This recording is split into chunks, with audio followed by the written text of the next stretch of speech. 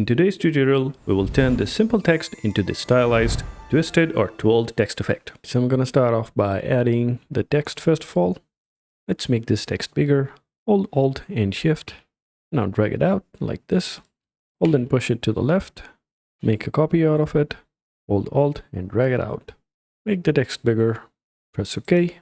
Remove this copy. Hold Alt Shift. Make one more copy. And we're good to go. Now let's change their color. Hold both. Go in the properties. Click on the color and make it this nice purple color text. Now let's add a background quickly. Make it 1500 by 1500 pixels. Press OK. Push it back. And now let's change its color and make it this nice pink color. Finally, let's make a few copies of this text. But before I make copies of this text, select both. 1, 2, go in the layers and press Ctrl E to merge them into one single layer. Now hold Alt and Shift and drag 1 and 2 and 3. Come down, hold Alt Shift, 1, 2, 3. Select them all, except the background. Again, merge them together by pressing Ctrl E. Now it's one single layer. Center align it to the canvas. Now let's make it slightly bigger. Press OK. Bring it back into the center. And with that, the first step is quickly done. And now the stage is set to add a distort filter. Select this whole layer that's merged together. Go up here in the filters. Come down here in distort and choose Twirl. And there you have it. You can choose the angle.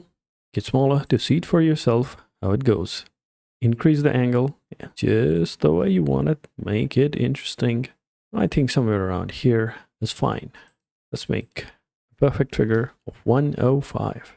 Press OK. And that's it. Your text has been twirled. And now to bring in the effect of motion, of circular motion, we're going to add a blur as if it's spinning. For that, let's go back here in the filters. Come here in the blur gallery and choose iris blur. And there you go. It's up to you. How do you want to treat it?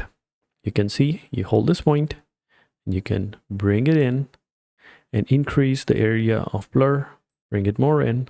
And from here, you can also change its shape. Do you want it to be spherical or do you want it to be radial? Do you want it to be a high blur or do you want it to be a low blur? And you can increase the amount of blur here. This gives you the perfect blur that you want to have. I'm going to push it a little bit outside and reduce the value of blur just a little bit. And with that, I think we are good to go. Let's press OK.